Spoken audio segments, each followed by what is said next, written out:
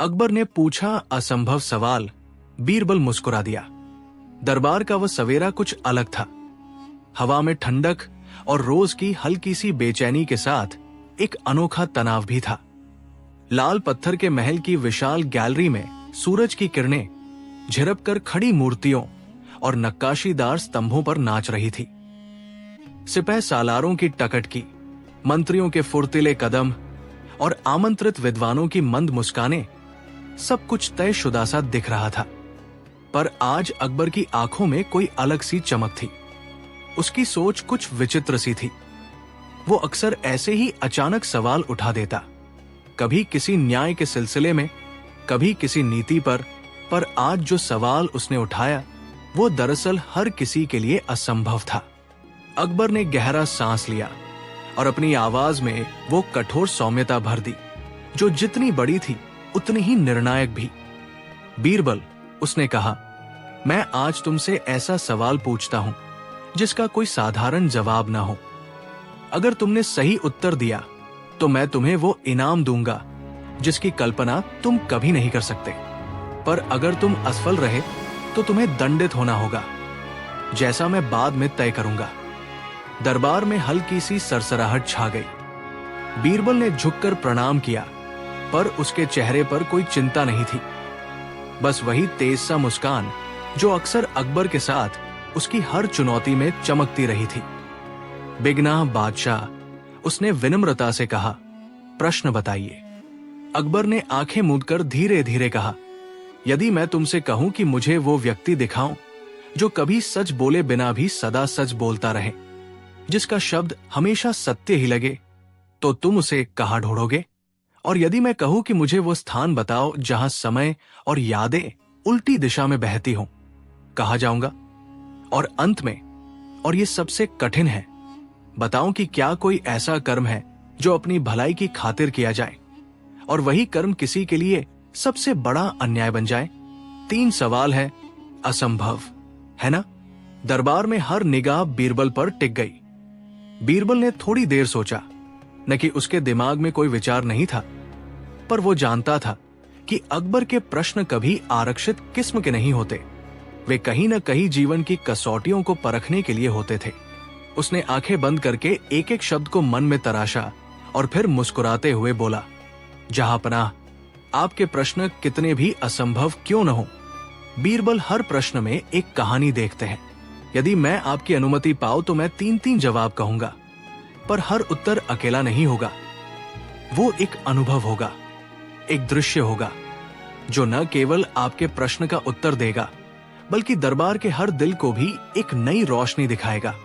अकबर ने हंसकर कहा, देखो तो सही, यदि तुमने मुझे आनंदित कर दिया तो इनाम तुम्हारा, पर यदि नहीं, दंड भी तय करूंगा।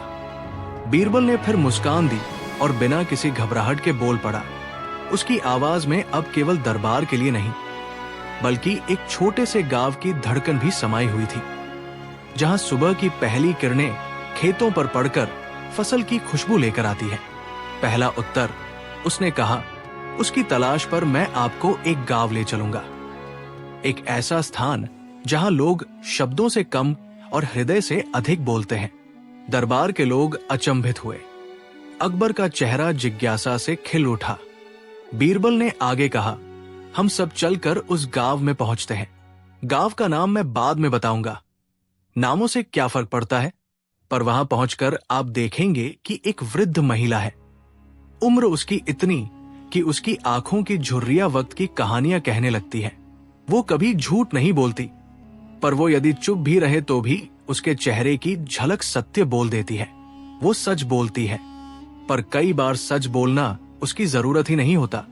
लोग उसके हृदय की सच्चाई को देखकर सही समझ लेते हैं। अकबर ने उत्सुकता पूर्वक पूछा, कहाँ है ऐसा गांव और उस वृद्धा का नाम? बीरबल ने सिर हिलाया, जहांपनाह, नाम की आवश्यकता नहीं, क्योंकि सच्चाई का रूप अक्सर नामार्हित होता है। पर जो बात आपको बतानी है वो ये है कि सच केवल शब्दों में नहीं जलता, वो कर्मों, निगाहों और मौन में भी प्रकट होता है। उस महिला की एक कदम से सच्चाई का भाव फैलता है। उसकी छवि लोगों के अंदर ऐसे उतर जाती है जैसे किसी नदी में पानी से मिट्टी गीली हो जाती है। वहां आप जानेंगे कि कभी कभी सच के लिए शब्दों का होना अनिवार्य नहीं। अकबर ने धीमी आवाज में कहा, बहुत अच्छा, पर दूसरा सवाल? बीरबल ने अपनी तीखी नजरें अकबर पर रखीं और कहा, दूसरा उत्तर मुझे उस ऊंची चट्टानी पर लेकर जाएगा जहां हवा उल्टी चलती है।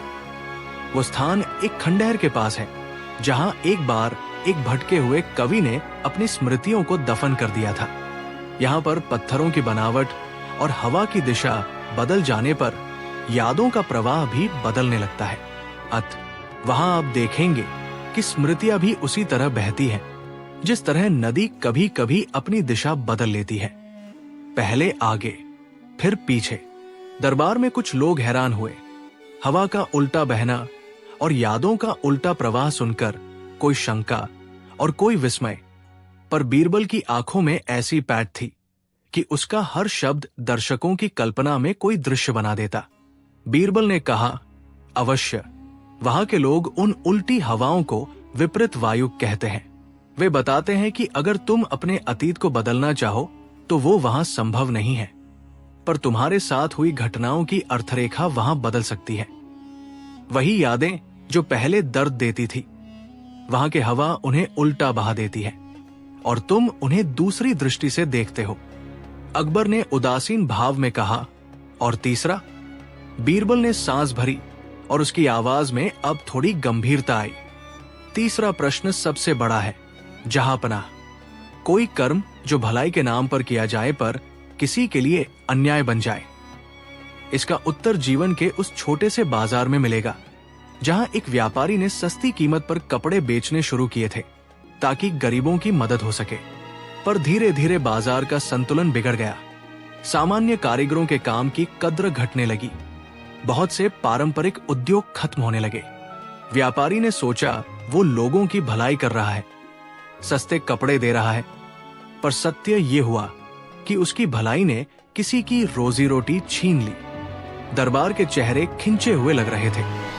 बीरबल ने कहा, देखो, यहाँ पनाह, भलाई और अन्याय का इलाका एक दूसरे के इतने पास होते हैं कि कभी किसी अच्छे इरादे की परछाई भी किसी के लिए अनर्थ बन सकती है। इसीलिए असली बुद्धिमत्ता यही है कि हम किसी भी भलाई के फल को पूरे समाज की जांच से परखें। अकबर ने ठंडी हंसी के साथ कहा, तुमने बड़े ही सुंदर जवाब दिए, पर यह सब तो दृष्टांत है।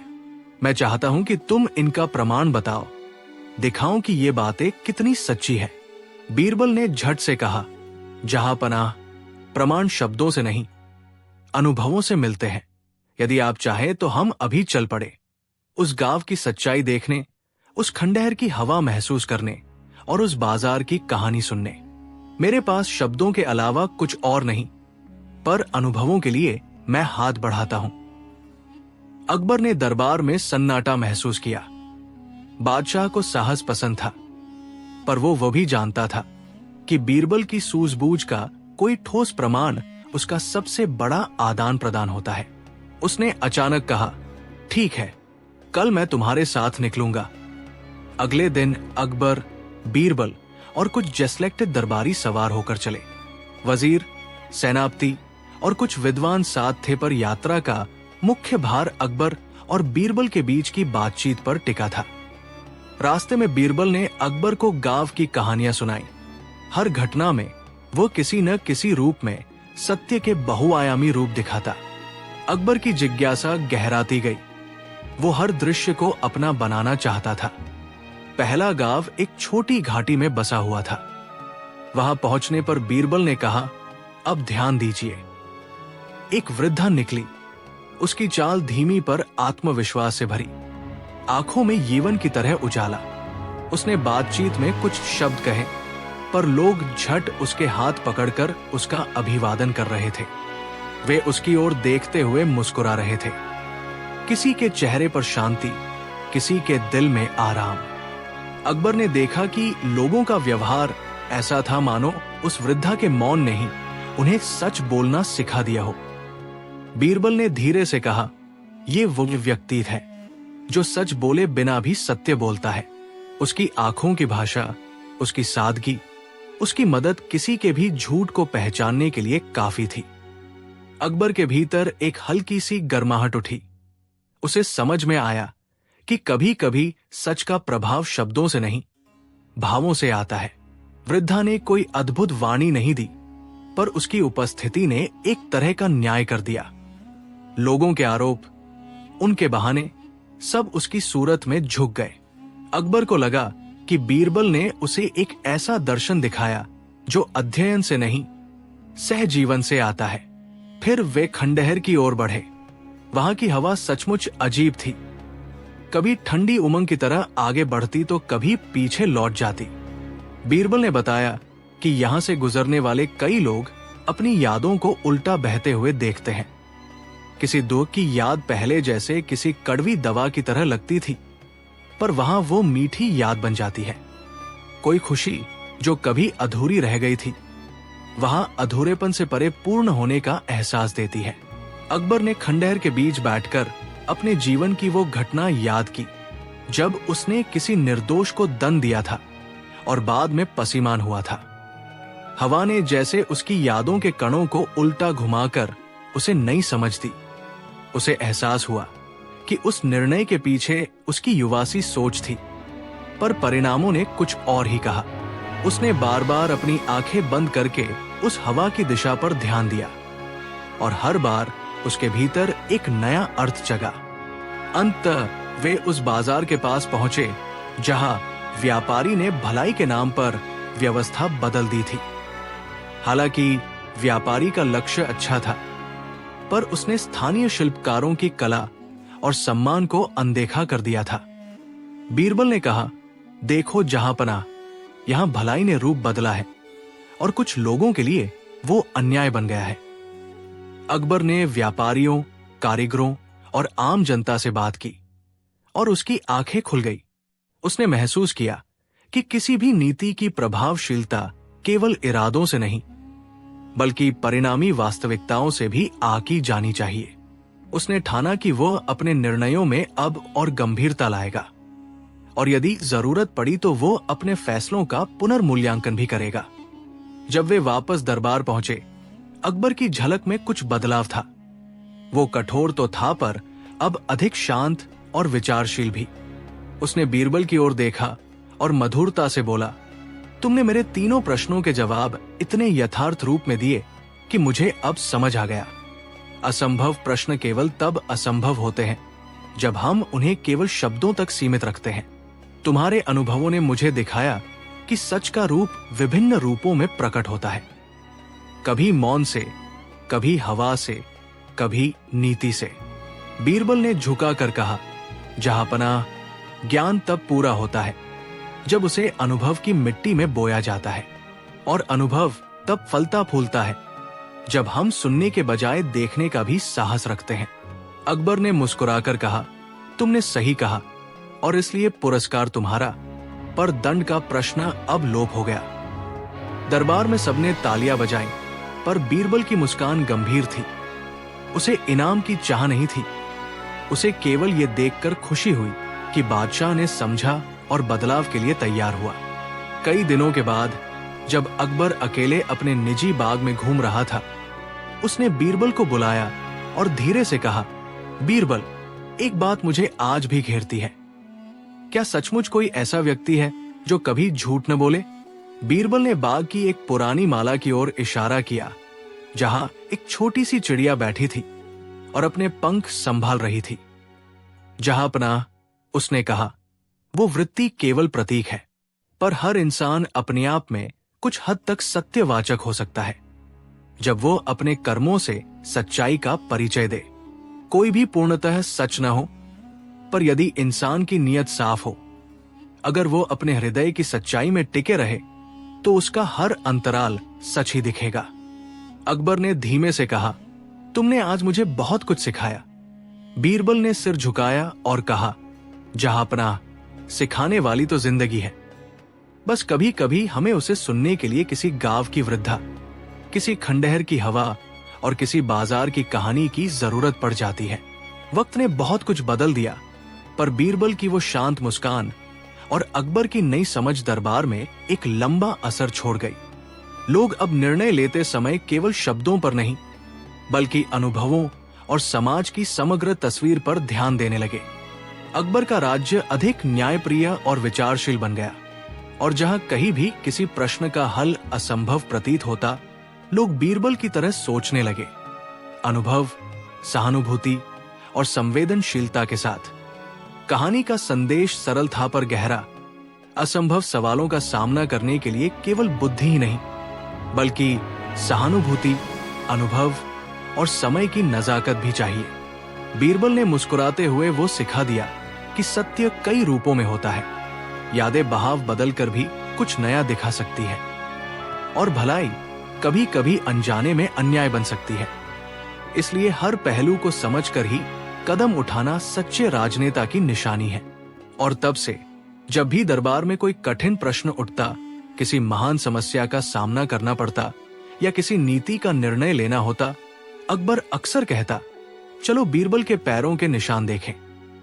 और बीरबल अपनी सदा ही मुस्कान के साथ सदा तैयार रहता, क्योंकि असंभव केवल तब असंभव है जब हम उसे देखना बंद कर दें। बीरबल की एक चाल और पूरा खेल पलट गया। दरबार की सुबह आज कुछ खास थी। हवाओं में बरसों से रचीब सी वही गूंज थी। महाराज की दरबारगाह, पीतल की शाई और चाइनी घोड़ी के कदमों की ठसक, पर भीतर का सुकून टूटा हुआ सा था। अकबर का चेहरा असमंजस भरा, कड़े विचारों में डूबा हुआ। दरबार में चलने वाली बातें भी कुछ अलग थी। एक बड़े व्यापारी का महल, एक खोया हुआ खजाना और कुछ ऐसे कागज जिनमें नामों के साथ साथ राज भी लिखे हुए थे। लोगों के होठों पर अफवाह थी कि इस बार मामला सिर्फ संपत्ति का नहीं, बल्कि राज्य के भरोसे का भी है। बीरबल जैसा हमेशा होता, मुस्कान भीतर लुकी हुई पर आंखों में तेज।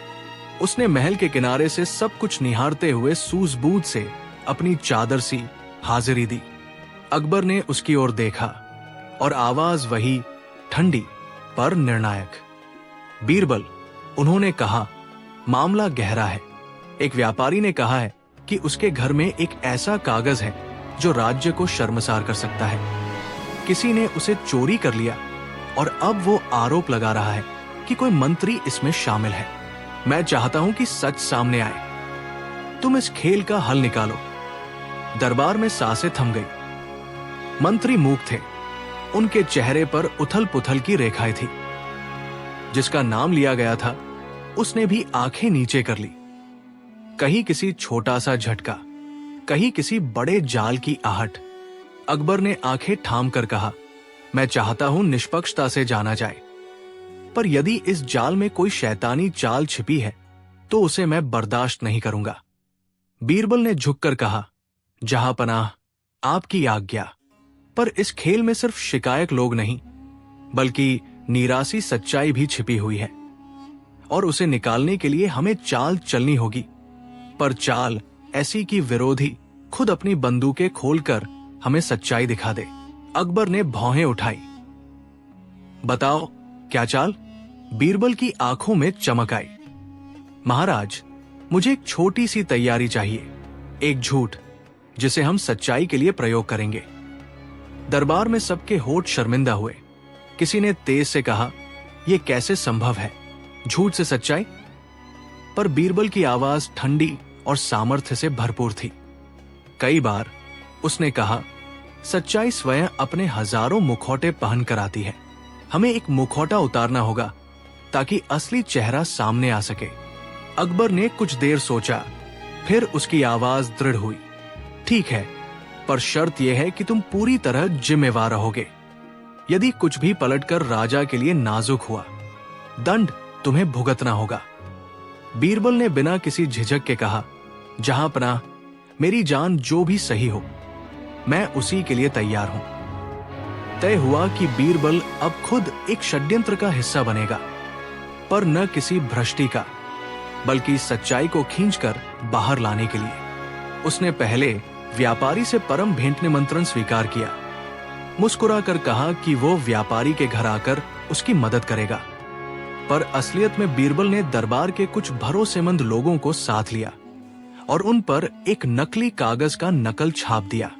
नकल कागज में कुछ ऐसे वाक्य थे जो किसी मंत्री के नाम के साथ जुड़ते दिखते थे, पर हकीकत में वे जाल का हिस्सा थे। बीरबल ने जानबूझकर ये नकल व्यापारी के ही पास छोड़ दी और फिर इधर उधर घबराकर दौड़ने की भूमिका निभाई। बात फैलने दी कि बिगड़े हालात में कागज चोरी हुआ है। व्यापारी ने नकली कागज को सार्वजनिक रूप से दिखा दिया और यही बीरबल की चाल का मूल था। कागज में वही शब्द पढ़ते ही जिनका अर्थ व्यापारी ने समझा था।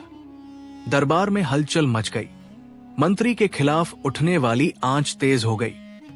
लोगों ने तुरंत उसके विरुद्ध नारे उठाए, पर बीरबल ने चुपचाप देखा कि कौन सबसे पहले अपने हाथ धोता है, कौन बहाने बनाता है और कौन सवालों के जवाब टालता है।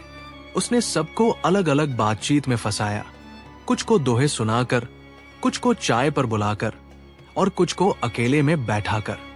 बीरबल की चतुराई यह थी कि उसने हर शख्स की कमजोरी पर एक छोटा बीज बोया, जिसे समय ने घातक फल में बदल दिया। एक सप्ताह के भीतर खेल उस मोड़ पर पहुंच गया जहां व्यापारी को लगा कि उसने विजयी सीट पाली है। पर बीरबल की असली चाल अब सामने आई। उसने दरबार में सभा बुलाई और सार्वजनिक रूप से उस नकली कागज को पढ़ने की मांग की। पर जब कागज सामने आया, उसमें से कुछ शब्द गायब थे। व्यापारी ने घबराकर कहा कि कागज चोरी हो गया है, पर बीरबल ने उसी घबराहट में उल्टी दिशा में सवाल उठाया, किसने देखा कि कागज चोरी हुआ? और फिर उसने वही प्रश्न दोहराया जिस तरह से नदी उल्टी बहने पर जल का स्वर बदल जाता है।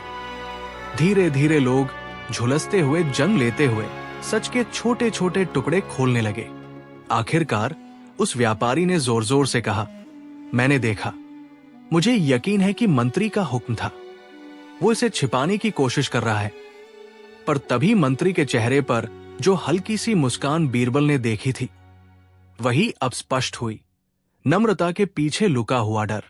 बीरबल ने सबको चौंका दिया।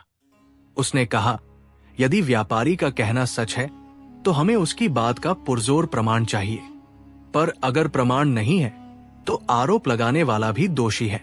दरबार में शोर उठा। लोग तर्क कर रहे थे, पर बीरबल ने एकदम शांत आवाज में कहा, किसी भी तरह के धोखे में दो पक्ष होते हैं, एक जो दिखता है और दूसरा जो छिपा होता है। आज मैं वो तरीका बताता हूं जिससे हम दोनों को परखेंगे। उसने दरबार के नजदीक कुछ युवा नौकरों को बुलाया और कहा कि वे उस व्यापारी के घर जाकर कागज के गायब होने के समय की रंगरूपी घटनाएं बताएं। नौकरों ने कहा कि वे कुछ नहीं देख पाए, पर बीरबल ने फिर से एक चाल चली। उसने दरबार में उन नौकरों को रंगे हल्के कपड़े दिए और कहा कि वे वापस जाकर व्यापारी के घर से एक ही सवाल पूछें, किसने तुम्हें यह कागज दिया? जब नौकरों ने यह साधारण प्रश्न किया, व्यापारी की सांसें फट गई। उसके चेहरे पर झटके की रेखाएं उभरी। उसने उन नौकरों को अपने पास बुलाया और धीरे से कहा, मैंने उसे किसी अजनबी से नहीं बल्कि दुकानदार से लिया था, पर वो बतौर व्यापारी स्वयं मेरे परोपकार का लाभ उठा रहा था। पर नौकरों ने सुना कि उसकी आवाज में कांप है। आगे बीरबल ने पूछा, तुम किस परोपकार की बात कर रहे हो? व्यापारी के होठों से निकला, किसी ने मुझे बताया कि यदि मैं कुछ पुराने कागज बेच दूं और कुछ दान दे दूं तो मेरे व्यापार को भाग्य मिलेगा। इतने में दुकान के कागज लिपटे कर्मचारी जो छिपकर सुन रहे थे बाहर आए और बोले कि व्यापारी ने खुद कागजों की हेराफेरी की थी। पर क्यों? यहां कहानी मोड़ खाती है। व्यापारी का बयान असलियत में एक सुनियोजित चाल निकला। वो मंत्री पर इल्जाम चलाकर अपने क्रियाकलाप को छिपाना चाहता था, पर उसकी चाल इतनी क्लेशपूर्ण थी कि उसने खुद को जाल में फंसा लिया। बीरबल ने धीरे से सबको बताया कि व्यापारी ने कागजों में फेरबदल इसलिए किया था क्योंकि उसने अपने कर्ज और रास्तों को छिपाने के लिए उन दस्तावेजों का गलत इस्तेमाल किया था। मंत्री निर्दोष निकला, पर व्यापारी की चाल देश की व्यवस्था को कभी कभी खा सकती थी अगर समय पर पकड़ी न जाती। जनता के मन में जो असंतोष पैदा हुआ था वो बीरबल की चाल ने शांत कर दिया। पर असली जीत ये थी कि सच्चाई ने झूठ को फोड़ दिया। पर कहानी यही खत्म नहीं हुई। व्यापारी जब अंधेरे में सच्चाई से घिरा हुआ था उसने आखिरी बार हाथ जोड़ा और कहा, मैंने ये सब इसलिए किया क्योंकि मुझे जरूरत थी, पर मेरे कारण दूसरों का नुकसान हुआ। उसकी आंखों में पश्चाताप चमकने लगा। अकबर ने ठंडी आवाज में कहा, तुम्हारे कृत्यों का फल तुम्हें भुगतना होगा, पर राज्य की भलाई के लिए हम दया भी दिखाएंगे।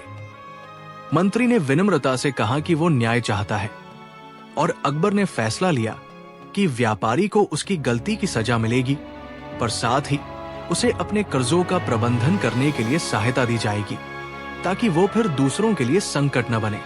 बीरबल की चाल ने न केवल उस खेल को पलटा, बल्कि दरबार और राज्य के भीतर एक संदेश देखा दिया कि सच को उजागर करने के लिए कभी कभी हमें छद्मता से काम लेना पड़ता है, पर उसका मूल उद्देश्य केवल न्याय होना चाहिए।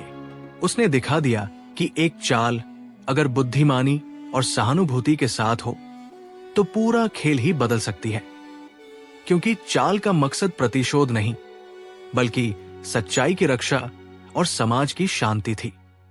रात ढली तो अकबर बगीचे में अकेले बैठे रहे। चांद की चांदनी में उनकी आकृति विलुप्त सी दिख रही थी। बीरबल पास आया, अपनी वही सधी मुस्कान के साथ। अकबर ने कहा, तुमने आज बड़ा खेल खेला, क्या तुम्हें अफसोस नहीं कि तुमने झूठ का सहारा लिया? बीरबल ने धीरे से कहा, जहांपनाह, कभी कभी झूठ का सहारा लेने का आशय केवल सच्चाई को बचाना होता है, पर हमें हमेशा सावधान रहना चाहिए कि वो झूठ किसी निर्दोष को चोट न दे। अकबर ने बाग की मिट्टी में उंगलियां घुमाई और बोला, तुमने आज खेल पलट दिया, पर हमेशा याद रखना, सत्ता की ताकत नाजुक होती है। किसी चाल में अगर ज्यादा दूर तक जाया जाए तो वही हमारी कमजोरी बन सकती है। बीरबल ने सिर झुकाया और कहा, जहांपनाह, ये मेरी सीख भी है। हर चाल का उद्देश्य केवल सच्चाई तक पहुंचना होना चाहिए, और सच्चाई मिले तभी हमें उसे स्वीकार करना चाहिए, कितनी भी भीषण क्यों न हो। यदि उसके पीछे मकसद न्याय और भलाई हो तो पूरा खेल पलटकर भी ठीक दिशा में मुड़ सकता है। तब से कहानियां उसी दिन की यादें गाती है। बीरबल की चाल जो हर किसी की समझ से ऊपर थी। लोग आज भी सुनाते हैं कि कैसे एक समझदार चाल ने दरबार की हवा बदल दी, कैसे सच ने खुद को मुखौटों के समंदर से बाहर निकल कर दिखाया, और कैसे एक आदमी की समझदारी ने समाज को राहत दी। पर सबसे बड़ी सच्चाई यह है कि चाल चाहे, और जब भी कोई दरबार में उलझन लाता, अकबर मुस्कुरा कर कहते, बीरबल की एक चाल याद रखो। और बीरबल अपनी शांत मुस्कान के साथ बस इतना कहता, खेल बड़ा हो, पर खेल का उद्देश्य हमेशा मानवीय होना चाहिए। अकबर का आदेश सुनकर सब चुप। बीरबल बोला, दरबार की भव्यता उस दिन भी वैसी ही थी। लाल बलुआ पत्थर की दीवारें, ऊंचे गुंबदों की परछाइयां, और फूलों से सज्जित मंच पर सिकंदरिया काली गद्दी पर बैठे बादशाह की मुद्रा में वही गरिमा थी। पर हवा में असामान्य खामोशी थी। वो सन्नाटा जो तब आता है जब कोई बड़ा निर्णय होने वाला हो। मंत्री अपने अपने स्थानों पर खड़े थे। सेनापति के चेहरे पर तनाव स्पष्ट था, और दरबारी जो रोज की हल्की सी शरारतों में व्यस्त रहते, आज सब गंभीर खड़े थे। अकबर की आंखों में इतनी ठहराव भरी गहराई थी कि कोई भी शख्स झट से देख नहीं पाया। सब अपनी सांसें थामे हुए थे। अकबर ने धीरे आवाज में आदेश दिया, वो आवाज जो सुनने वाले के भीतर एक अलग जगाती थी। सब खामोश हो जाओ। आज मैं उस बात का निपटारा करूंगा जो राज्य के लिए जोखिम बन सकती है। उनकी आंखें दरबार में घूमी, और हर एक चेहरे पर पड़ने वाली रोशनी से उन्होंने सवाल किया, किसने आदेश भंग किया, कौन सत्य बोल रहा है और कौन छल में लिपटा है। वातावरण में ठंडापन फैल गया। लोग चुप थे, क्योंकि अकबर की सम्मुखता में झूठ की हिम्मत घट जाती थी। पर वही चुप्पी एक एक शब्द का बोझ बनकर भीनी बदबू की तरह फैल रही थी। किसी ने हाल ही में खलल मचाया था, कोई व्यापारी, कोई उच्चपदस्थ व्यक्ति, और उनके द्वारा उठाया गया आरोप राज्य की नीतियों पर चोट पहुंचा सकता था। पर घटना की तह में जाने की जिम्मेदारी उस दिन बीरबल के कंधों पर रखी गई। अकबर की नजरें बीरबल पर टिकी, और उस नजर में एक तरह का परखा हुआ भरोसा था, जिसका बीरबल सदैव आदर से स्वीकार करता। बीरबल ने झुककर नमस्कार किया, पर उसकी मुस्कान में सामान्य से अधिक कुछ लहराता था। ऐसी मुस्कान जो मुश्किल सवालों के सामने भी चिंता नहीं बल्कि संभावना दिखाती थी। उसने धीमी और स्थिर आवाज में कहा, जहां पनाह, आदेश मिला, पर पहले मैं कुछ बातें स्पष्ट कर दूं। सच्चाई कई बार सीधी नहीं होती, वो अक्सर परतों में छिपी होती है, जैसे बाजार में रखी कपड़ों की परतें।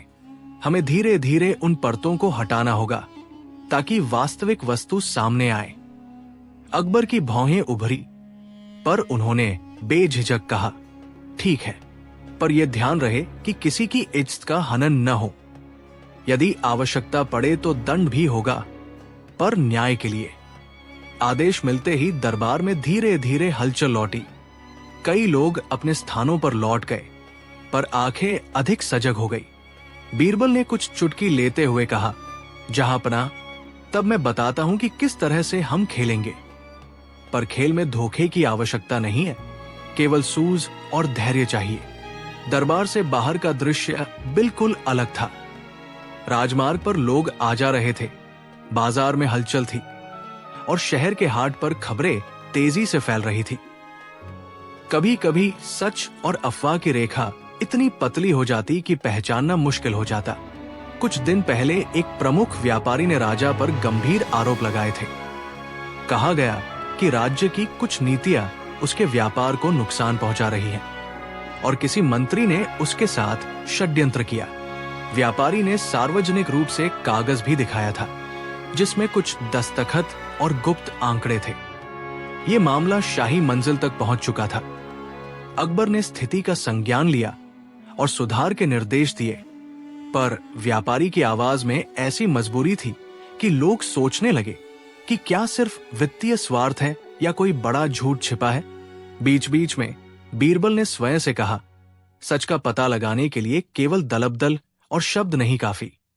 संवेदनशीलता, निगाहों के तीखेपन और लोगों के छोटे छोटे बदलते व्यवहार का अवलोकन भी जरूरी है। उसने सबसे पहले व्यापारी के हालात का निरीक्षण करने का निश्चय किया, पर सीधे जाकर सवाल पूछने की जगह उसने थोड़ी चतुराई से काम लिया। वो हमेशा कुछ न कुछ ऐसे उपक्रम करता जो सामने वाले को अपनी असलियत दिखा दे। वो रात जब मंद मंद रोशनी में शहर सो रहा था, बीरबल ने हटकर बैठकर व्यापारी के घर के आसपास का निरीक्षण किया। हाथ में एक छोटा झोला और फिर कुछ पुराने कपड़े जो उसने बाजार से खरीदे थे, पर वो कपड़े उसका बहाना थे, क्योंकि बीरबल का लक्ष्य था लोगों से मिलना ठोली करना, उनकी छोटी छोटी आदतों और बोलने के तरीकों से सच उबारना। उसने देखा कि व्यापारी के घर के आसपास कुछ साए अक्सर बदलते रहते। कभी कुछ नौकर आते जाते, कभी देर रात तक कुछ बातें होती दिखाई देती। बीरबल ने ध्यान से सुना, क्योंकि अक्सर सच अपने आप बोल पड़ता है यदि कोई उसकी आवाज सुनना चाहता हो। अगले दिन बीरबल दरबार में मुख पर गंभीरता लिए आया। उसने कहा, जहांपनाह, मुझे व्यापारी से कुछ बात करनी है, मैं उसे अपनी नजर से परख कराऊंगा। अकबर ने इशारा किया और कुछ भरोसेमंद दरबारियों को साथ भेजा गया, पर सभी देखा कि बीरबल की चाल अनोखी थी। वो सीधे प्रश्न नहीं पूछता, वो लोगों को अपनी बातों में उलझाकर उनके भीतर से जवाब निकाल लेता। वो व्यापारी के महल पहुंचा। बड़ा घर, पर अंदर की सजावट में कुछ अनमयता थी, जैसे कोई बात छुपी हो। व्यापारी, जिसका नाम हजारदीन था, ने बड़ी विनम्रता से उसका स्वागत किया। हजारदीन के चेहरे पर झुर्रियां थी। वो थका हुआ दिखता था। आंखों में वही चिंता थी जो समाज के दबाव में अक्सर देखने को मिलती है। बातचीत के दौरान बीरबल ने जानबूझकर हल्की फुल्की बातें की। किसान की समस्या, बाजार की कीमतें और राजा की नीति पर चुटकी के रूप में इशारे। हजारदीन बोलता गया। उसकी भाषा में कई बार विराम आए, पर उसके शब्दों में सच्चाई की खनक थी। कभी कभी लोग अपने दर्द को शब्दों के पार रख देते हैं और आवाज का स्वर ही सब कुछ कह देता है। कुछ बातचीत के बाद बीरबल ने पूछा, हजारदीन भाई, ये कागज जो तुमने पेश किए, क्या तुमने उन्हें स्वयं देखा था या किसी ने तुम्हें दिखाए थे? हजारदीन के चेहरे पर अशांति की लकीर दौड़ गई। वह चुप रहा और आंखें झुका ली। मैंने उन्हें किसी और से लिए थे, उसने धीरे कहा। एक बार एक अजनबी आया, उसने कहा कि ये दस्तावेज तुम्हारे काम आने वाले हैं, और मैंने तुरंत उन पर विश्वास कर लिया। बीरबल ने उसकी बातों को काटते हुए कहा, कभी कभी अजनबियों की बातें हमें फंसा देती है, पर बताइए, यदि वे दस्तावेज असल में गलत हो तो उनका लक्ष्य क्या हो सकता है? हजारदीन ने गहरी सांस ली। शायद मुझे बदनाम करना, पर मैं किसके खिलाफ हूं? मेरा व्यापार कौन छिन रहा है? यही भ्रम मुझे सताता है। बीरबल की मुस्कान में अब तीक्ष्णता जुड़ गई। वो समझ गया कि ये मामला केवल व्यापारी की दबाव भावनाओं का परिणाम नहीं है, कोई और खूंखार तिलिस्म इसमें छिपा है। उसने कहा, मैं एक सुझाव देता हूं, हम धीरे धीरे उन दस्तावेजों की जांच करेंगे, पर साथ में मैं चाहता हूं कि तुम कुछ दिनों के लिए दरबार से निःशब्द रहो और अपने काम में पूरी तरह ध्यान दो। कभी कभी समय ही हमारी गुत्थियां सुलझा देता है। हजारदीन ने अनिच्छा से हामी भरी, पर भीतर से उसे बीरबल की बात समृद्ध लगी। उसने दरबार के आदेश का इंतजार किया, लेकिन बीरबल ने उसे शांति से छोड़ा और खुद उन प्रासंगिक लोगों के पास गया जो रातों की गतिविधियों में शामिल थे। उसने देखा कि कुछ नौकर अक्सर अजीब समय पर घर में आते और जाते हैं। कभी एक युवा आदमी आता जो बहुत ध्यान से कागजों को देखता और तुरंत चला जाता। बीरबल ने उन नौकरों की छोटी छोटी बातों को नोट किया, क्योंकि अक्सर सच उन्हीं में छिपा रहता है जो अनजाने में बोल बैठते हैं। एक हफ्ते के भीतर बीरबल ने एक छोटी सी परत खोल दी। एक पुराना कागज जो गलती से बेकार के डिब्बे में पड़ा था, और उस पर कुछ संख्या और संकेत लिखे थे। बीरबल ने विशेषज्ञों को बुलाया, जिन्होंने बताया कि दस्तावेजों की स्याही में नया मिलाजुला मिश्रण है। ऐसा मिश्रण जो अक्सर कागजों पर बाद में जोड़ा जाता है, यानी कि कागज तैयार हुआ था पर कुछ हिस्सों को बाद में चिपकाया गया था। अब सवाल था, किसने बदलाव किया और क्यों? बीरबल ने फिर से हजारदीन से मुलाकात की और धीरे कहा, अगर किसी ने तुम्हें बहकाया है तो हमें उसके पीछे के कारणों को जानना होगा। कहीं ऐसा तो नहीं कि किसी ने तुम्हारे व्यापार का लाभ उठाने के लिए तुम्हें ऐसा करने को कहा? हजारदीन की आंखें नम हो गई। वो बोला, मेरे आसपास बहुत लोग हैं जो मुझसे इज्जत लेते हैं, पर मेरे कुछ पुराने कर्जदार हैं जो अक्सर अनिच्छा जता देते हैं कि मैं कैसे चुका पाऊंगा। उसकी आवाज में ईमानदारी थी, पर उसके शब्दों की पर्यटन में संशय भी था। बीरबल ने अपने हल्के फुल्के शब्दों में अब एक नई चाल जोड़ी। वो जानता था कि किसी घटना में सत्य तभी खुलता है जब पक्ष आपस में उलझ पड़ते हैं। उसने दरबार में उस नकली कागज का एक अंश सार्वजनिक रूप से पढ़ने की घोषणा की, पर यह पढ़ना केवल एक परीक्षण था। वो चाहता था कि दोषी स्वयं आगे आकर अपनी गलती मान ले। अकबर ने भरोसा जताया और परीक्षण की अनुमति दे दी, पर शर्त यह थी कि किसी निर्दोष को रत्ती भर भी अपमानित न किया जाए।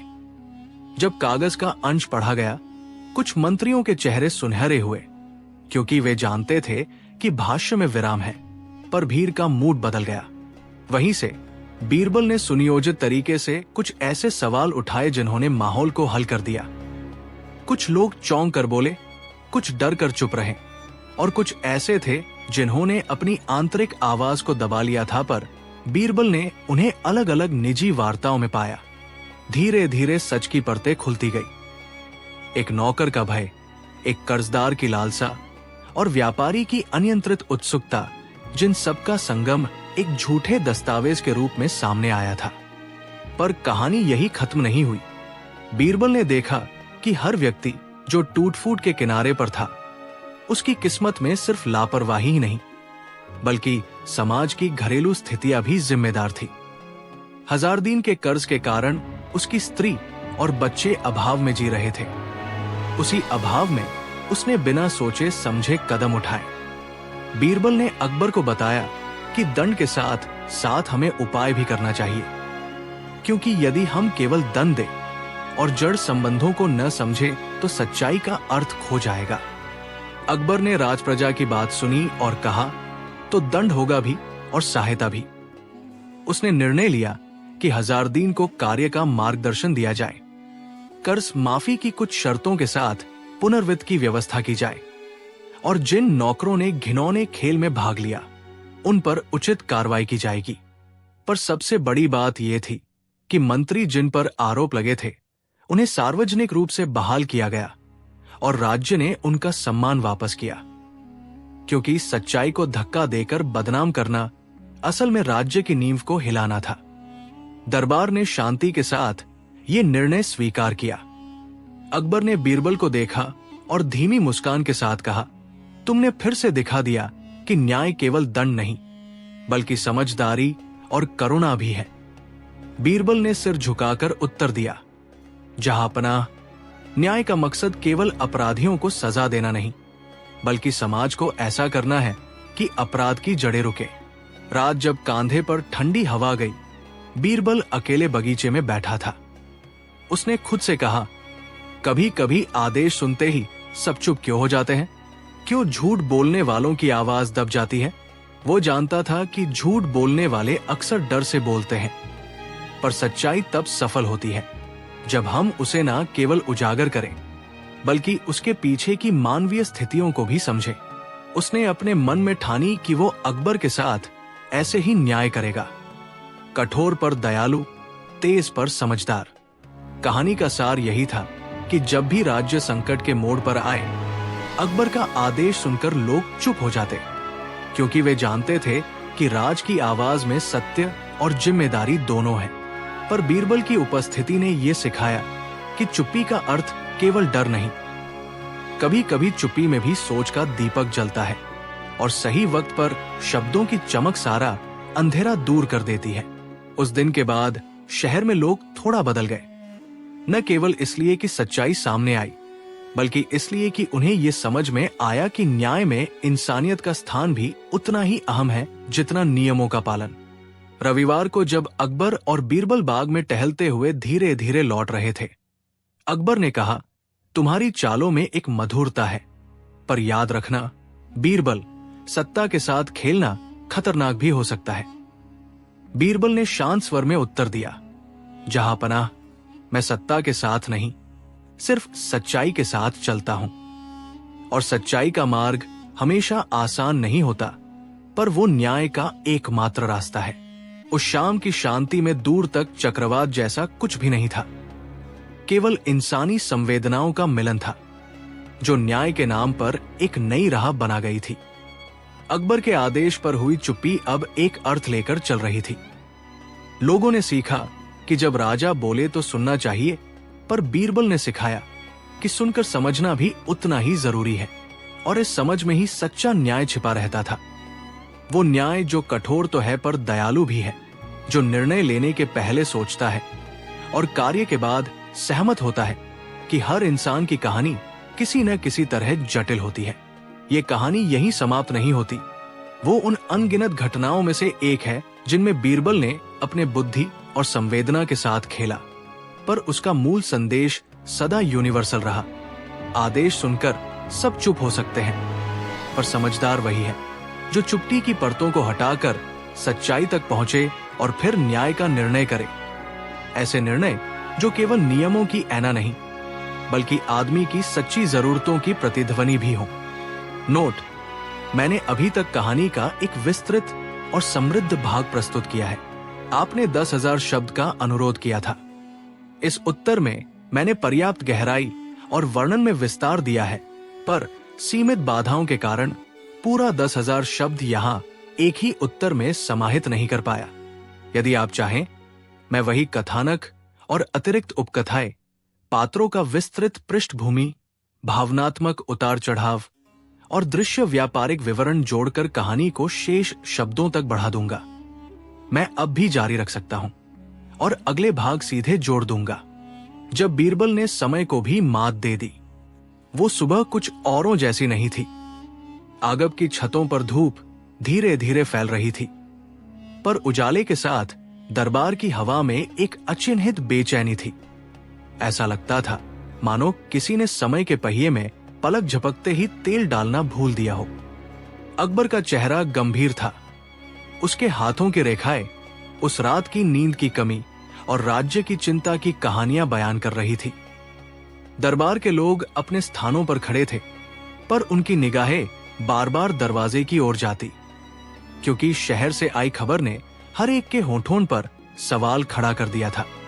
कहते हैं कि जब समय हिलता है तो पहले लोग उसे एहसास से नहीं बल्कि उसके टूटते असर से समझते हैं।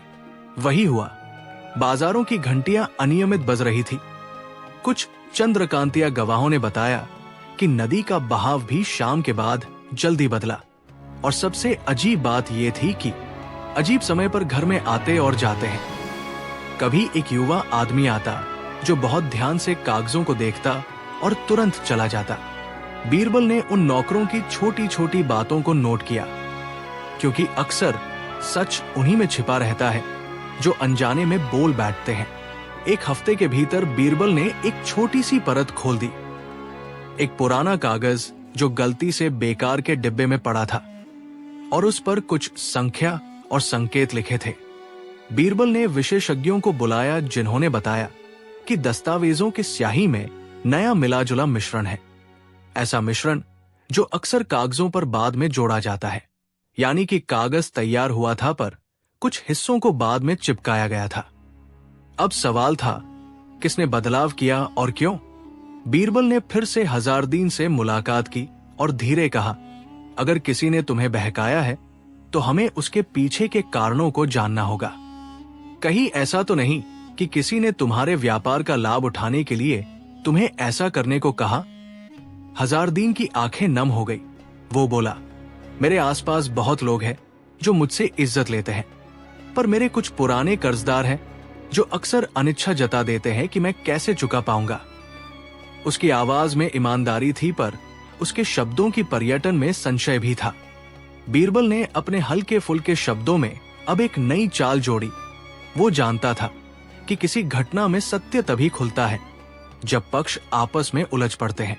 उसने दरबार में उस नकली कागज का एक अंश सार्वजनिक रूप से पढ़ने की घोषणा की, पर यह पढ़ना केवल एक परीक्षण था।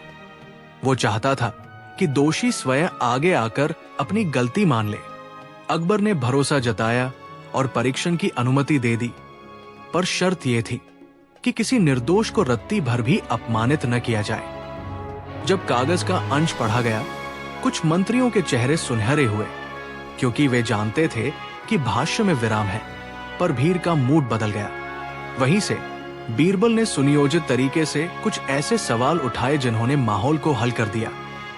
कुछ लोग चौंक कर बोले, कुछ डर कर चुप रहे, और कुछ ऐसे थे जिन्होंने अपनी आंतरिक आवाज को दबा लिया था, पर बीरबल ने उन्हें अलग अलग निजी वार्ताओं में पाया।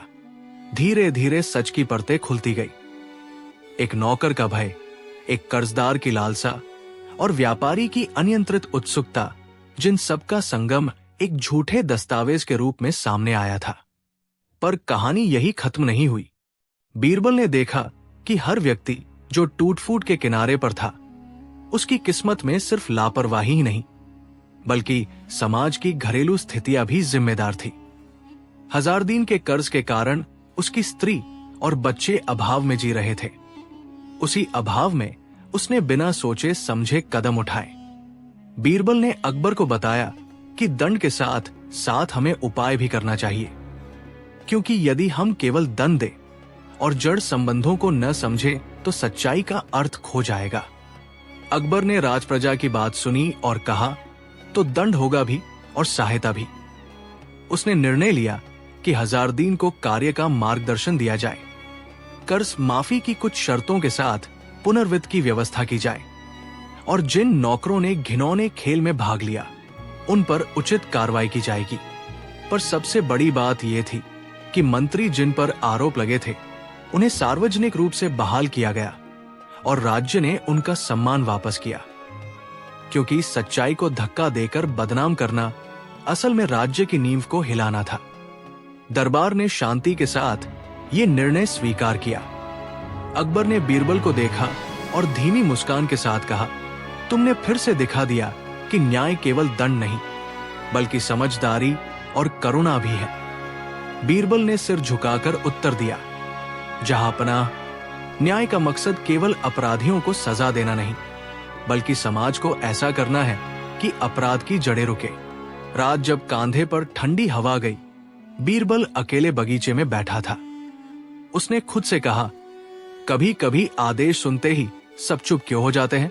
क्यों झूठ बोलने वालों की आवाज दब जाती है?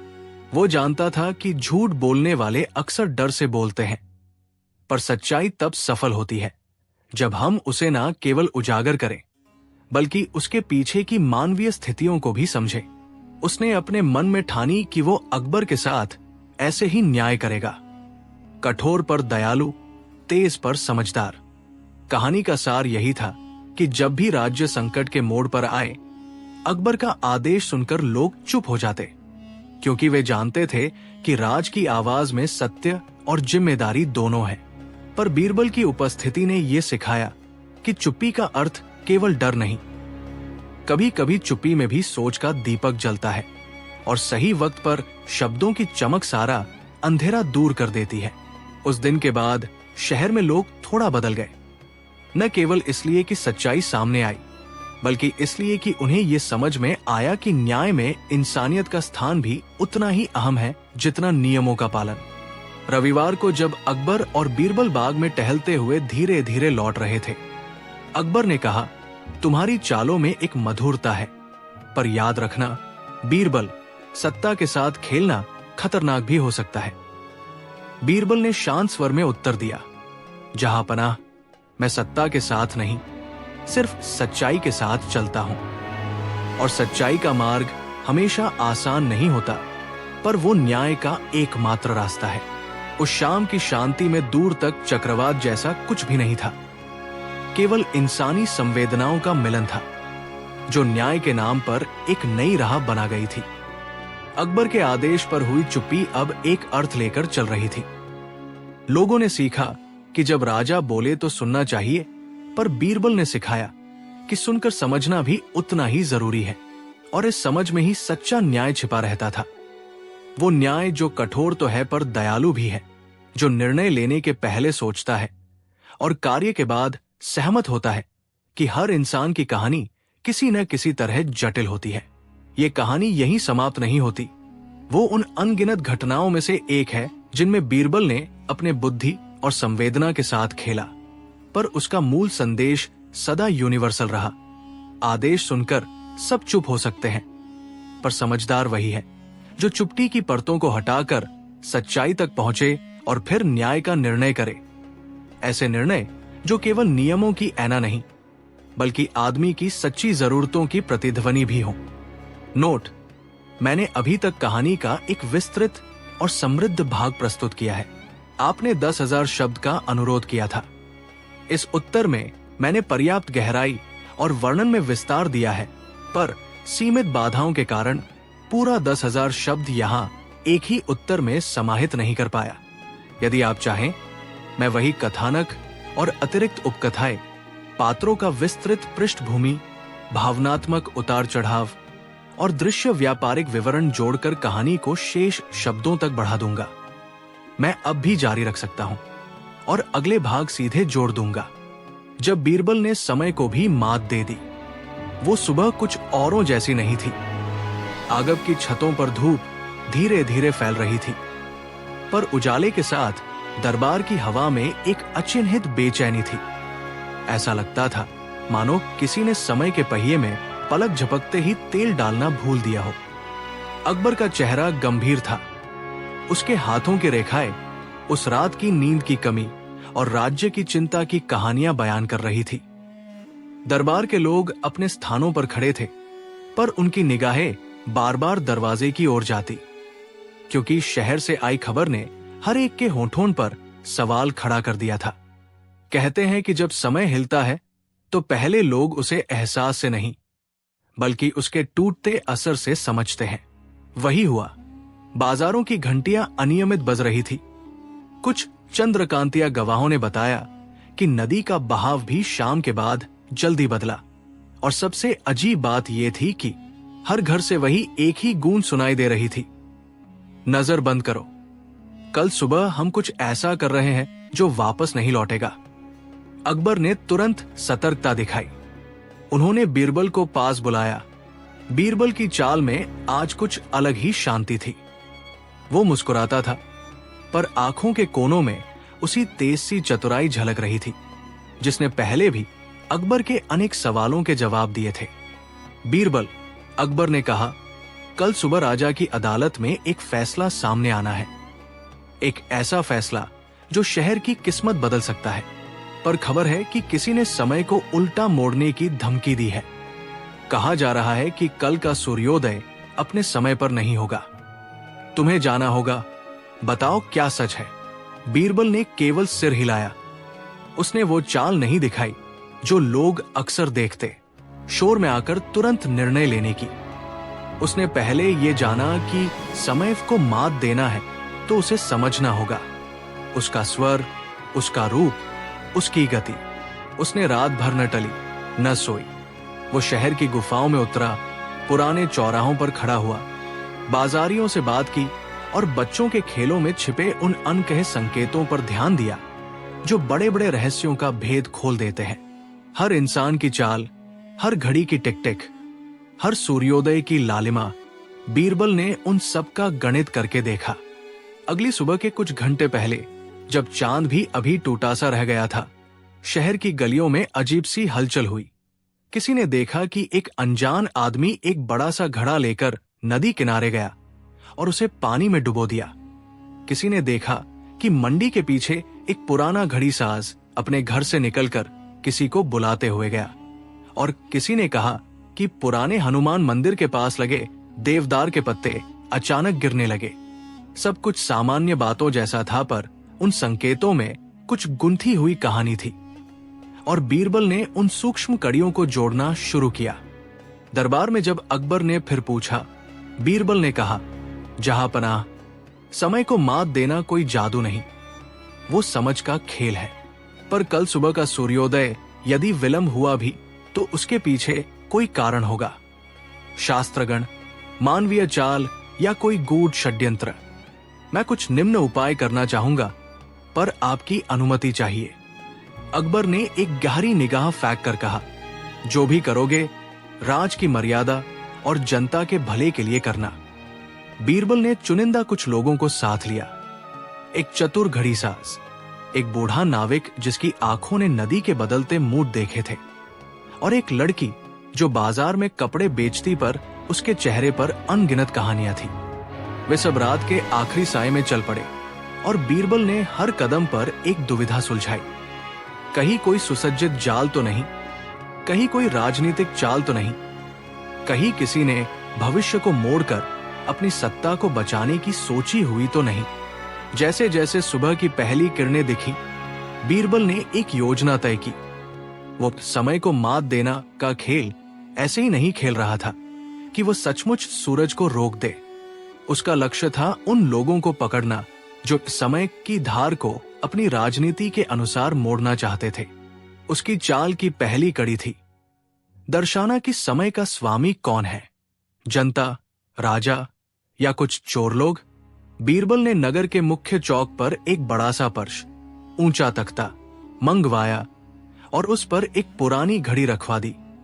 घड़ी जो सदियों से लोगों ने मिलकर देखी थी, और हर महत्वपूर्ण पल पर उसी घड़ी की टिक ने समय का सत्य बोला था। फिर बीरबल ने चौक में पास पास से लोग जमा करवा दिए, व्यापारी, कारीगर और छोटे मोटे नौजवान। उसने कहा कि सुबह जब सूर्योदय होगा और लोग अपनी अपनी घड़ियां देखेंगे तो वे अपने समय का प्रमाण उसी घड़ी से मिलाकर देखेंगे। पर था भी एक चाल।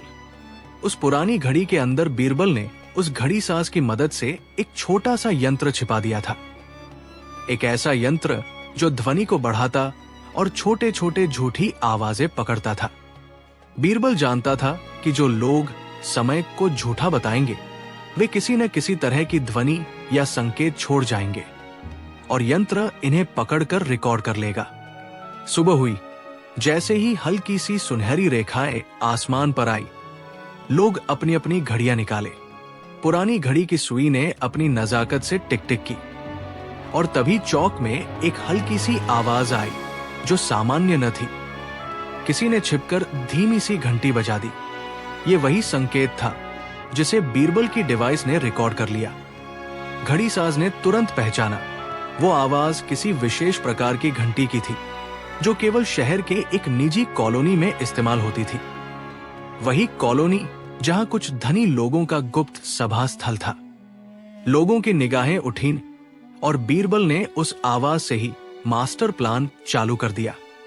वो तुरंत कुछ भरोसेमंद नौजवानों को भेजा और खामोशी से उन्हें उस कॉलोनी के पास एक स्थान पर खड़ा कर दिया। जब तहखाने की धरती पर से हल्की सी हलचल हुई, कुछ लोग बाहर निकले। बीरबल ने आदेश दिया कि उन्हें रोका जाए। पकड़े गए लोग अनायास ही कुछ बोले, हमने तो बस सूर्योदय में विलंब करवाकर अकबर की सभा की नजाकत चेक करनी थी, कोई बड़ा षड्यंत्र तो नहीं। पर उनकी बोलचाल में कुछ कठोरता थी। उनकी आंखें कह रही थी कि योजना में कुछ और भी था। बीरबल ने उनकी बातों के बीच की खामोशी सुन ली और वहीं पर असलियत खुलने लगी। उनकी बातचीत से पता चला कि कल सुबह कुछ प्रभावशाली घराने मिलकर एक नया कंसेप्ट आजमाने वाले थे। यदि सुबह की रोशनी कुछ देर देरी से आए और उस देर में काले बाजार के कागजों का आदान प्रदान हो जाए तो कुछ धन और प्रतिष्ठा बड़ी तेजी से स्थानांतरित हो सकती थी। वे समय की देर का आर्थिक लाभ उठाना चाहते थे और उनकी सोच थी कि यदि सूर्योदय का समय बदल जाए तो आधिकारिक कागजों पर हस्ताक्षर किसी और दिन दिखाकर असलियत छुपा ली जाएगी। छोटा सा चालाकी भरा सा विचार था, पर असल में यह राज्य की व्यवस्था को हिलाने वाली साजिश थी। समय को विलंब करना मतलब था सत्ता के सिकोड़े को बदलना और जनता के भरोसे को तोड़ना। बीरबल ने इस सच्चाई को शांत होकर अकबर को बताया।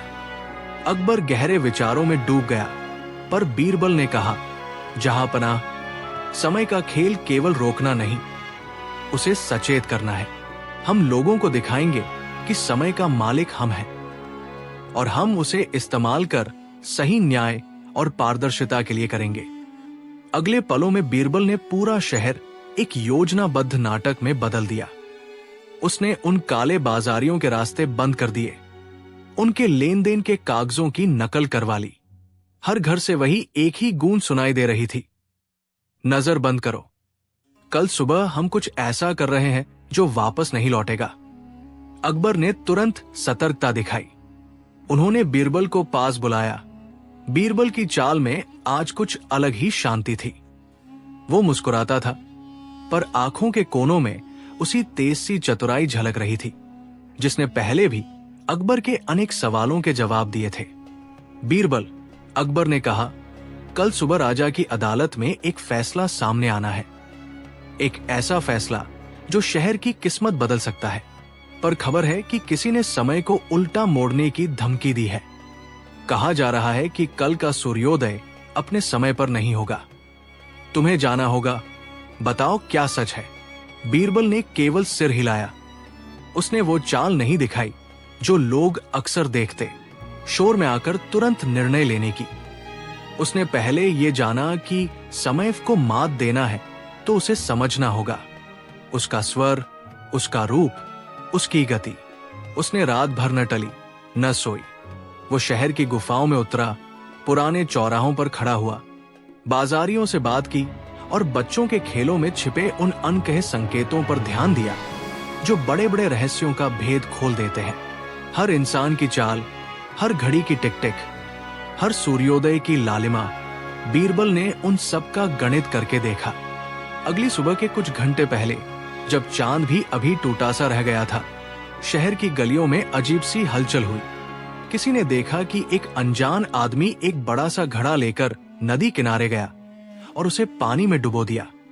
किसी ने देखा कि मंडी के पीछे एक पुराना घड़ी साज अपने घर से निकलकर किसी को बुलाते हुए गया, और किसी ने कहा कि पुराने हनुमान मंदिर के पास लगे देवदार के पत्ते अचानक गिरने लगे। सब कुछ सामान्य बातों जैसा था, पर उन संकेतों में कुछ गुंथी हुई कहानी थी और बीरबल ने उन सूक्ष्म कड़ियों को जोड़ना शुरू किया। दरबार में जब अकबर ने फिर पूछा, बीरबल ने कहा, जहांपनाह, समय को मात देना कोई जादू नहीं, वो समझ का खेल है। पर कल सुबह का सूर्योदय यदि विलंब हुआ भी तो उसके पीछे कोई कारण होगा। शास्त्रगण, मानवीय चाल या कोई गूढ़ षड्यंत्र। मैं कुछ निम्न उपाय करना चाहूंगा, पर आपकी अनुमति चाहिए। अकबर ने एक गहरी निगाह फेंक कर कहा, जो भी करोगे राज की मर्यादा और जनता के भले के लिए करना। बीरबल ने चुनिंदा कुछ लोगों को साथ लिया। एक चतुर घड़ीसाज, एक बूढ़ा नाविक जिसकी आंखों ने नदी के बदलते मूड देखे थे, और एक लड़की जो बाजार में कपड़े बेचती पर उसके चेहरे पर अनगिनत कहानियां थी। वे सब रात के आखिरी साय में चल पड़े और बीरबल ने हर कदम पर एक दुविधा सुलझाई। कहीं कोई सुसज्जित जाल तो नहीं, कहीं कोई राजनीतिक चाल तो नहीं, कहीं किसी ने भविष्य को मोड़कर अपनी सत्ता को बचाने की सोची हुई तो नहीं। जैसे जैसे सुबह की पहली किरणें दिखी, बीरबल ने एक योजना तय की। वो समय को मात देना का खेल ऐसे ही नहीं खेल रहा था कि वो सचमुच सूरज को रोक दे। उसका लक्ष्य था उन लोगों को पकड़ना जो समय की धार को अपनी राजनीति के अनुसार मोड़ना चाहते थे। उसकी चाल की पहली कड़ी थी दर्शाना कि समय का स्वामी कौन है, जनता, राजा या कुछ चोर लोग। बीरबल ने नगर के मुख्य चौक पर एक बड़ा सा पर्श, ऊंचा तख्ता मंगवाया और उस पर एक पुरानी घड़ी रखवा दी। घड़ी जो सदियों से लोगों ने मिलकर देखी थी, और हर महत्वपूर्ण पल पर उसी घड़ी की टिक ने समय का सत्य बोला था। फिर बीरबल ने चौक में पास पास से लोग जमा करवा दिए, व्यापारी, कारीगर और छोटे मोटे नौजवान। उसने कहा कि सुबह जब सूर्योदय होगा और लोग अपनी अपनी घड़ियां देखेंगे तो वे अपने समय का प्रमाण उसी घड़ी से मिलाकर देखेंगे। पर था भी एक चाल। उस पुरानी घड़ी के अंदर बीरबल ने उस घड़ी साज की मदद से एक छोटा सा यंत्र छिपा दिया था। एक ऐसा यंत्र जो ध्वनि को बढ़ाता और छोटे छोटे झूठी आवाजें पकड़ता था। बीरबल जानता था कि जो लोग समय को झूठा बताएंगे वे किसी न किसी तरह की ध्वनि या संकेत छोड़ जाएंगे और यंत्र इन्हें पकड़कर रिकॉर्ड कर लेगा। सुबह हुई, जैसे ही हल्की सी सुनहरी रेखाएं आसमान पर आई, लोग अपनी अपनी घड़ियां निकाले। पुरानी घड़ी की सुई ने अपनी नजाकत से टिक टिक की, और तभी चौक में एक हल्की सी आवाज आई जो सामान्य न थी। किसी ने छिपकर धीमी सी घंटी बजा दी। ये वही संकेत था जिसे बीरबल की डिवाइस ने रिकॉर्ड कर लिया। घड़ीसाज ने तुरंत पहचाना, वो आवाज किसी विशेष प्रकार की घंटी की थी जो केवल शहर के एक निजी कॉलोनी में इस्तेमाल होती थी। वही कॉलोनी जहां कुछ धनी लोगों का गुप्त सभा स्थल था। लोगों की निगाहें उठी और बीरबल ने उस आवाज से ही मास्टर प्लान चालू कर दिया। वो तुरंत कुछ भरोसेमंद नौजवानों को भेजा और खामोशी से उन्हें उस कॉलोनी के पास एक स्थान पर खड़ा कर दिया। जब तहखाने की धरती पर से हल्की सी हलचल हुई, कुछ लोग बाहर निकले। बीरबल ने आदेश दिया कि उन्हें रोका जाए। पकड़े गए लोग अनायास ही कुछ बोले, हमने तो बस सूर्योदय में विलंब करवाकर अकबर की सभा की नजाकत चेक करनी थी, कोई बड़ा षड्यंत्र तो नहीं। पर उनकी बोलचाल में कुछ कठोरता थी। उनकी आंखें कह रही थी कि योजना में कुछ और भी था। बीरबल ने उनकी बातों के बीच की खामोशी सुन ली और वहीं पर असलियत खुलने लगी। उनकी बातचीत से पता चला कि कल सुबह कुछ प्रभावशाली घराने मिलकर एक नया कंसेप्ट आजमाने वाले थे। यदि सुबह की रोशनी कुछ देर देरी से आए और उस देर में काले बाजार के कागजों का आदान प्रदान हो जाए तो कुछ धन और प्रतिष्ठा बड़ी तेजी से स्थानांतरित हो सकती थी। वे समय की देर का आर्थिक लाभ उठाना चाहते थे और उनकी सोच थी कि यदि सूर्योदय का समय बदल जाए तो आधिकारिक कागजों पर हस्ताक्षर किसी और दिन दिखाकर असलियत छुपा ली जाएगी। छोटा सा चालाकी भरा सा विचार था, पर असल में यह राज्य की व्यवस्था को हिलाने वाली साजिश थी। समय को विलंब करना मतलब था सत्ता के सिकोड़े को बदलना और जनता के भरोसे को तोड़ना। बीरबल ने इस सच्चाई को शांत होकर अकबर को बताया। अकबर गहरे विचारों में डूब गया, पर बीरबल ने कहा, जहांपनाह, समय का खेल केवल रोकना नहीं, उसे सचेत करना है। हम लोगों को दिखाएंगे कि समय का मालिक हम हैं और हम उसे इस्तेमाल कर सही न्याय और पारदर्शिता के लिए करेंगे। अगले पलों में बीरबल ने पूरा शहर एक योजनाबद्ध नाटक में बदल दिया। उसने उन काले बाजारियों के रास्ते बंद कर दिए, उनके लेन देन के कागजों की नकल करवा ली और उन लोगों के लिए ऐसे सबूत इकट्ठे किए कि वे स्वयं ही अपनी गलती कबूल कर लें। पर सबसे अहम चाल थी जनता के सामने समय की पवित्रता को बनाए रखना। बीरबल ने चौक पर खुद का भाषण दिया और लोगों के सामने उसने उन चोर प्रयासों का खुलासा किया। उसने कहा, समय कोई है जो केवल बीतता नहीं, वो न्याय की सवरन भी है। जो इसे तोड़कर लाभ कमाने की कोशिश करता है, वो हमारे विश्वास पर वार करता है। दृष्टांत की ये बात जनता को इतनी छू गई कि जहां पहले लोग सोचते थे कि सूर्योदय किसी पर निर्भर है, अब वे महसूस करने लगे कि उनका संगठित ध्यान ही समय को स्थिर रखता है। सरजमी पर चेतना की लहर चली। लोग चौक पर जमा हुए, मंदिरों में घंटियां बजाने लगे, कच्चे रास्तों पर सफाई चालू हुई। सब कुछ मिली जुलमी ताकत के खिलाफ जागृत हुआ। और वही तो बीरबल की असली विदाइश थी।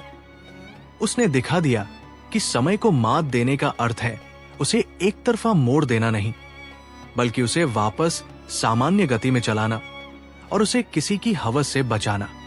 जब अकबर ने उन साजिशकर्ताओं से पूछताछ करवाई तो उनके पास न कागजों का ठोस प्रमाण था, न जनता का समर्थन। समय के साथ खिलवाड़ करने की वे योजना हवा में बिखर गई। कुछ को कैद हुई, कुछ पर जुर्माना लगाया गया और कुछ को सार्वजनिक कामों में लगाया गया ताकि वे अपने कृत्यों के परिणाम सीखे। पर बीरबल ने सिर्फ दंड नहीं दिया, उसने पुनर्स्थापना का भी रास्ता निकाला। उसने उन परिवारों के लिए योजना बनवाई जिनकी रोजी रोटी इस साजिश से प्रभावित हो सकती थी, और साथ ही ये संदेश भी दिया कि समय का सम्मान व्यक्तिगत ही नहीं, सामाजिक दायित्व भी है। समय की सच्चाई यह रही कि उसने खुद अपनी शक्ति दोबारा पाली और ये शक्ति लोगों के हाथों में पहुंची। बीरबल ने न केवल समय की चाल रोकी, वरन उसने उसे फिर से न्याय के पथ पर दौड़ाया। उसने साबित कर दिया कि समय को मात देना आसान नहीं, पर उसे ठीक दिशा में मोड़ना संभव है। यदि जनता जागृत रहे, न्याय संजीदा हो और शासक दयालु। दिन के अंत में जब अकबर ने बीरबल की ओर देखा, उसकी आंखों में कृतज्ञता और एक नई समझ थी। तुमने समय को मात नहीं दी बीरबल, अकबर ने कहा। तुमने उसे फिर से हमारा दोस्त बनाया। बीरबल मुस्कुराया। उसकी मुस्कान में वही शरारत और वही गंभीरता दोनों समाहित थे। जहांपनाह, उसने कहा, समय खुद किसी का गुलाम नहीं है, पर वो हमारे इरादों और हमारे विवेक का प्रतिबिंब जरूर बन सकता है। हमने उसे बचाया और आज से शायद वे लोग जो समय से खिलवाड़ करना चाहेंगे, पहले जनता के साथ सार्थक न्याय की कल्पना करेंगे। कहानी यही खत्म नहीं हुई। वर्षों बाद भी शहर के वृद्ध लोग उस सुबह की बात सुनाते हैं। कैसे बीरबल ने दिखा दिया कि समय की ताकत केवल उसे रोकने या तेज करने में नहीं, बल्कि उसे सही मायनों में समझने और सुरक्षात्मक रूप से संचालित करने में है। बच्चे अब भी कहते हैं कि सूर्योदय तभी आता है जब लोग दिल से चाहते हैं कि सच्चाई और न्याय का उजाला फैले। और बीरबल, वो फिर अपनी मुस्कान के साथ दरबार में बैठकर नई नई पहेलियां सुलझाने लगा, पर हर बार उसके काम में वही तत्व था, समय की इज्जत, लोगों की जागरूकता और न्याय की अदम्य चाह। मैंने इस कहानी को विस्तृत, सिनेमाई और भावनात्मक रूप में प्रस्तुत किया है। आपने 10,000 शब्द का अनुरोध किया था। इस उत्तर में मैंने कहानी का एक समृद्ध और लंबा संस्करण दिया है, पर सीमाओं के कारण अभी पूरी 10,000 शब्दों की मात्रा यहां नहीं समाहित कर पाया। यदि आप चाहें, मैं इसी कथानक को और भी विस्तार देकर अधिक पात्रोपन्यासक प्लॉट, उपकथाएं और दृश्य जोड़कर सीधे अगला भाग जोड़ दूं। अभी आप बताइए, मैं जारी रख दूं और उन लोगों के लिए ऐसे सबूत इकट्ठे किए कि वे स्वयं ही अपनी गलती कबूल कर लें, पर सबसे अहम चाल थी जनता के सामने समय की पवित्रता को बनाए रखना। बीरबल ने चौक पर खुद का भाषण दिया और लोगों के सामने उसने उन चोर प्रयासों का खुलासा किया। उसने कहा, समय कोई है जो केवल बीतता नहीं, वो न्याय की सवरन भी है। जो इसे तोड़कर लाभ कमाने की कोशिश करता है, वो हमारे विश्वास पर वार करता है। दृष्टांत की ये बात जनता को इतनी छू गई कि जहां पहले लोग सोचते थे कि सूर्योदय किसी पर निर्भर है, अब वे महसूस करने लगे कि उनका संगठित ध्यान ही समय को स्थिर रखता है। सरजमी पर चेतना की लहर चली।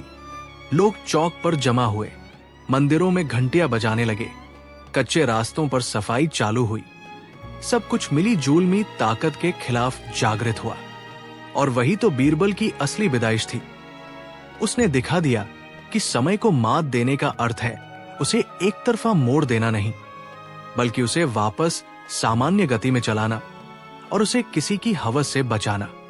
जब अकबर ने उन साजिशकर्ताओं से पूछताछ करवाई तो उनके पास न कागजों का ठोस प्रमाण था, न जनता का समर्थन।